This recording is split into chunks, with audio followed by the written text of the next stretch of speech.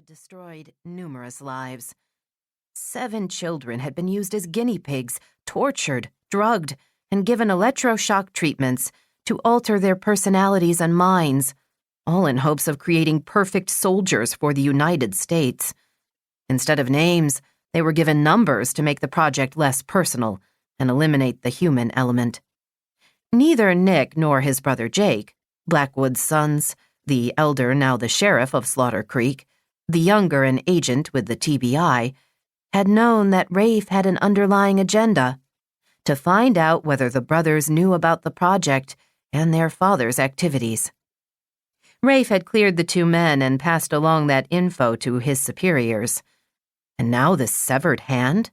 Was it a random crime? Or could it be related to the project? The city landscape gave way to wilderness and the Tennessee mountains as Rafe drove towards Slaughter Creek. Thick forests, populated only by wild animals, stretched for miles. The winding switchbacks climbing the steep mountain ridges were scenic but dangerous. It would only take one wrong move for a car to careen over the edge into the ravine below. Rafe lost track of time as anxiety needled him. Everyone at the Bureau knew that Nick and Jake had been searching for the missing research subjects, but the original files were missing, complicating the investigation.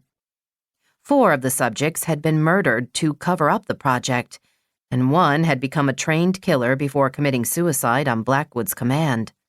Amelia Nettleton, a local and Jake's sister-in-law, the subject known as 3, had developed multiple personalities and was undergoing therapy to merge her alters. The last subject they'd located, 7, Jake and Nick's sister, had been dubbed the Slaughter Creek Strangler after she was found to have murdered several men. But now she was in prison under psychiatric care.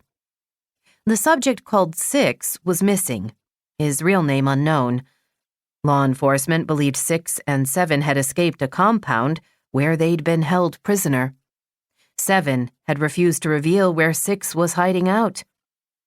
Rafe reached the turnoff for the deserted RV campsite along the creek where the severed hand had been discovered.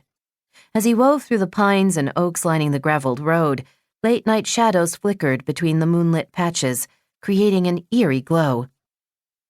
Ahead, he spotted Nick's black sedan, Jake's sheriff car, and a battered Jeep Wrangler.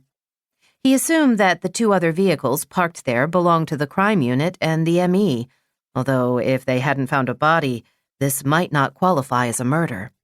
Yet. Rafe swung his SUV between 2 trees and parked, then climbed out and strode toward the Blackwood brothers. Crime scene tape had been strung around the area, and flashlights dotted the woods as searchers combed for the body.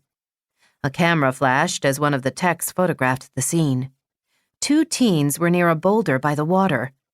The taller one leaned against a pine tree, his face ashen.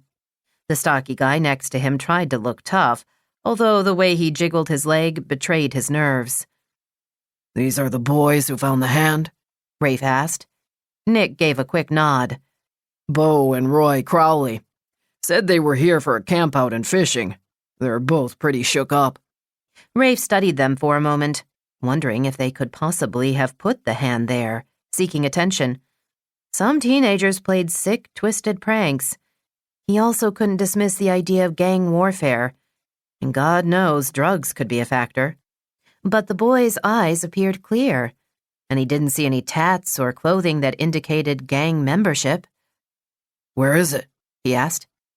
Nick gestured to the ME with a grim look.